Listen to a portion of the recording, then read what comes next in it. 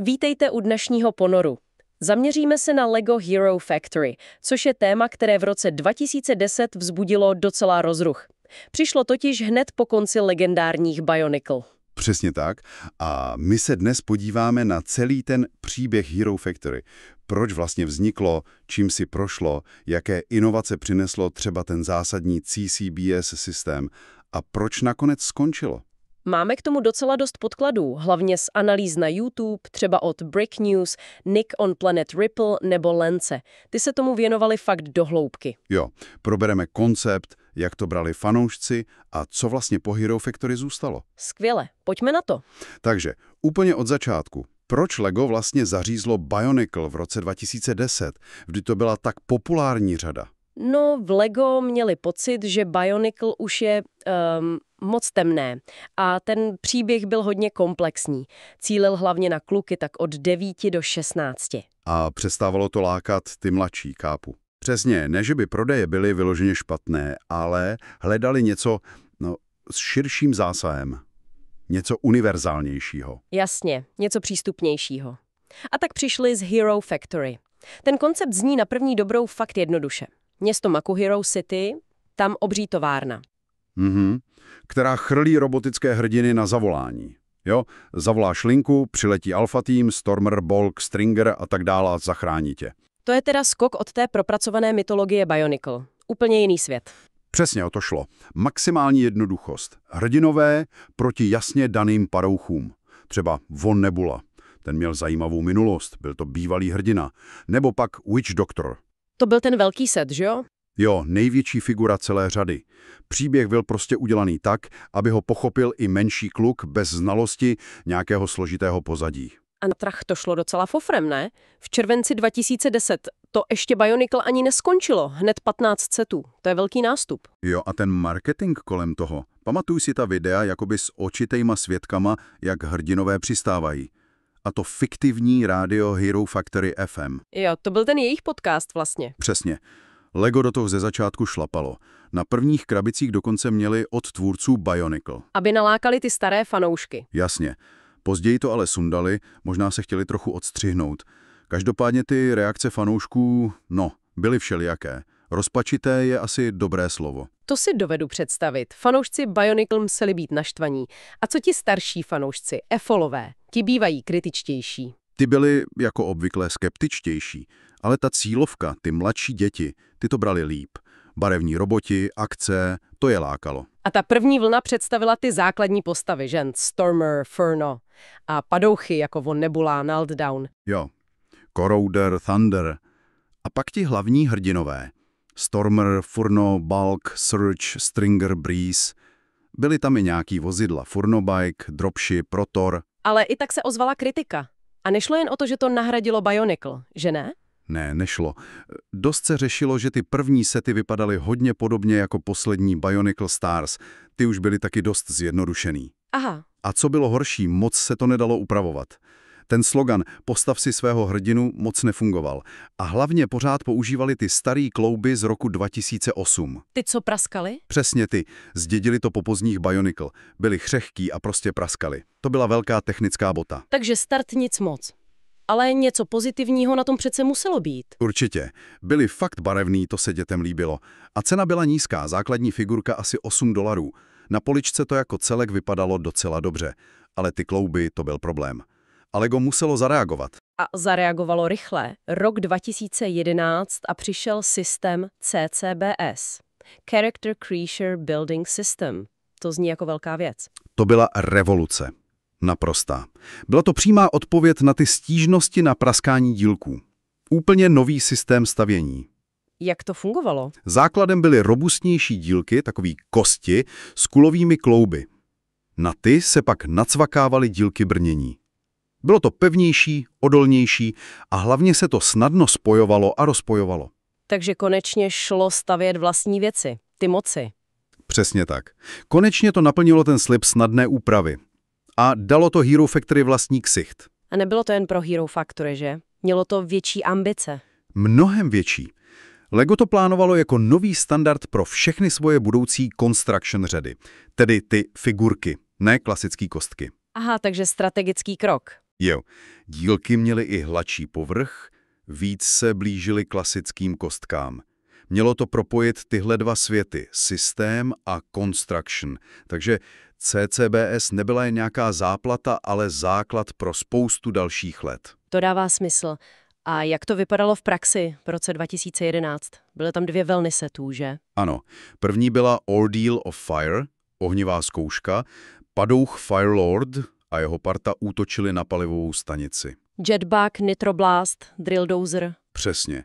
Hrdinové dostali vylepčení a objevili se i nováčci, Evo a Nex. Tam se ukázal ten potenciál CCBS. A jaký byl ohlas? Funkčnost a odolnost super. Ale někteří kritizovali nový helmy hrdinů, že nemají takový výraz obličej.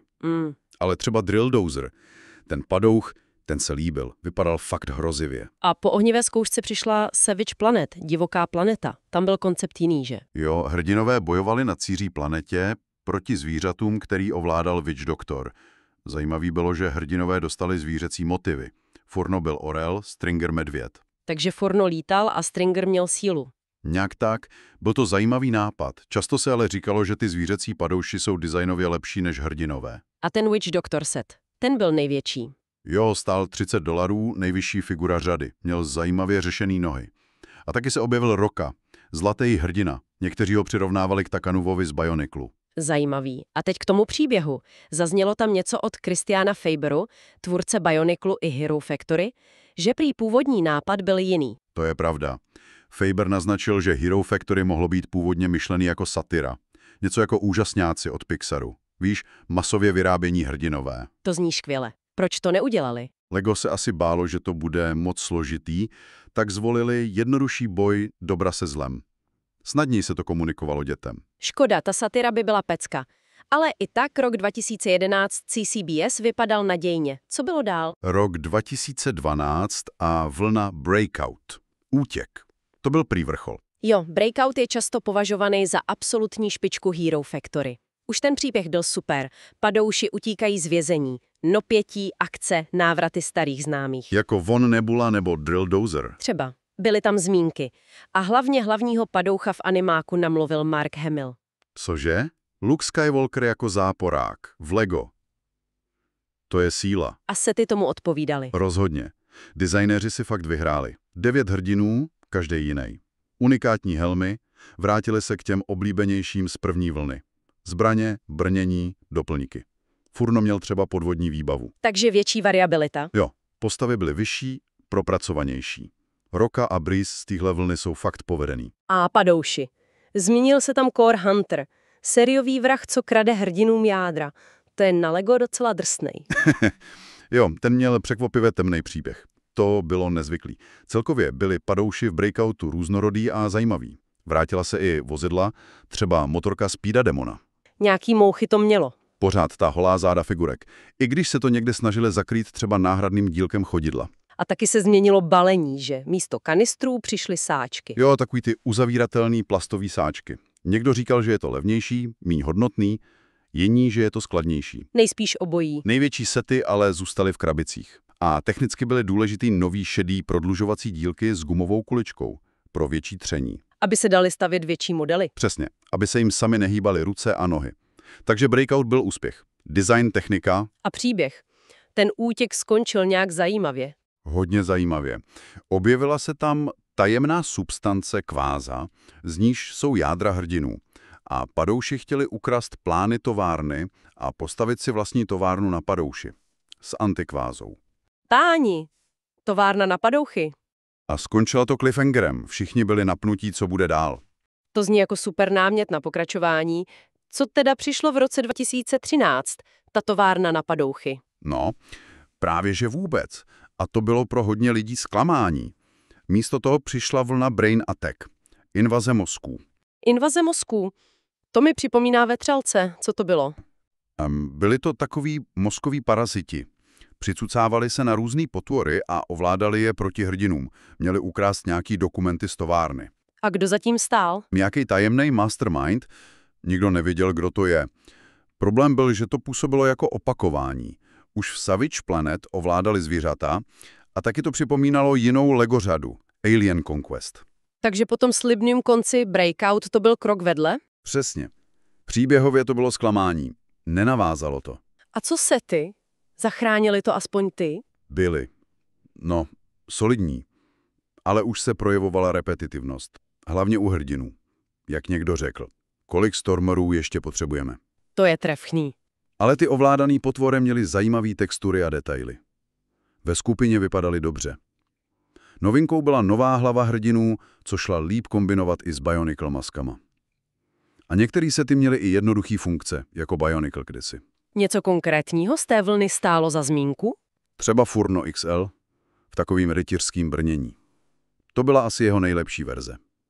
Celkově to nebyla špatná vlna setů, ale příběhově to zklamalo a počet setů klesl na 18 figurek plus vozidla. Takže vrchol z roku 2012 byl pryč. Řada ztrácela dech. A co poslední rok, 2014? Rok 2014 přinesl vlnu Invasion from Below, invaze z hlubin. A to už bylo jasný, že se blíží konec. Invaze z hlubin. Zase invaze. To zní jako další opakování. Přesně. Obří monstra z podzemí útočila. A tady přišel ten nejdivnější nápad. Hrdinové proti ním bojovali v obřích robotech. V mechách. V mechách. Jo. A v kokpitech těch mechů seděly minifigurky hrdinů. Počkej. Takže minifigurky robotů pilotovaly obří roboty, aby bojovali s monstrami? Roboti v robotech? Přesně tak. Bylo to hodně zvláštní. Jak to lidi brali? No, smíšeně. Ty minifigurky hrdinů byly pro někoho fajn novinka, ale ten koncept mechů pilotovaných roboty přišel většině lidí prostě nesmyslnej. Zbytečně složitý. A ty mechy samotný? Byly aspoň dobře postavený?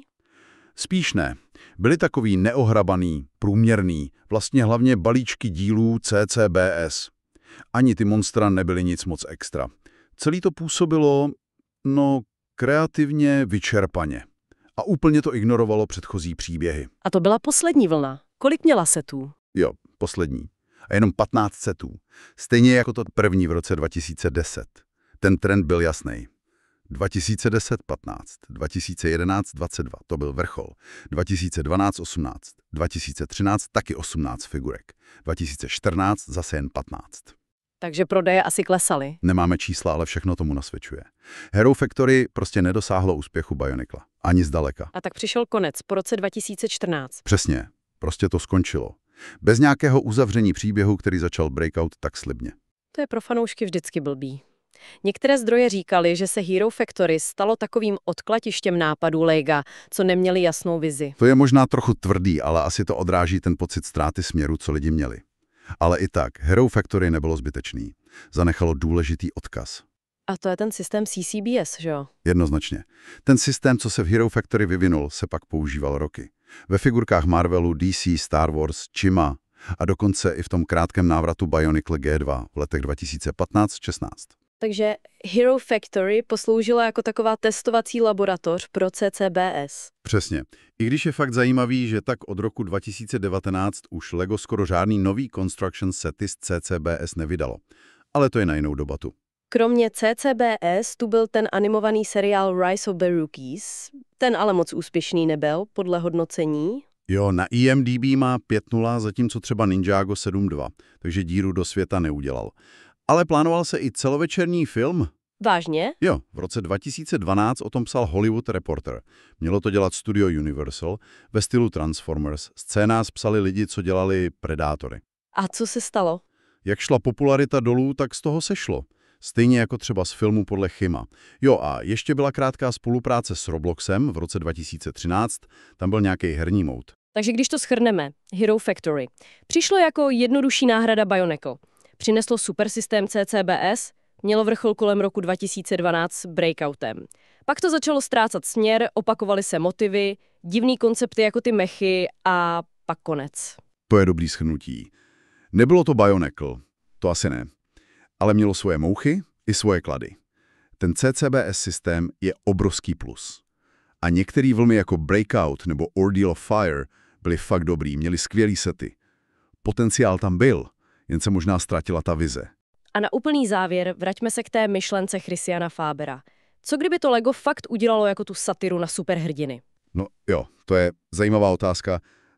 Co by se stalo, kdyby to nebylo jen dobro proti zlu, ale mělo to i tu kritickou parodickou linku? Mohlo by to zaujmout i starší fanoušky? Udrželo by se to déle? Kdo ví? To už jsou jen spekulace. Ale je fajn si představit, jaké jiné příběhy mohlo Hero Factory vyprávět, kdyby se vydalo trochu jinou, možná odvážnější cestou.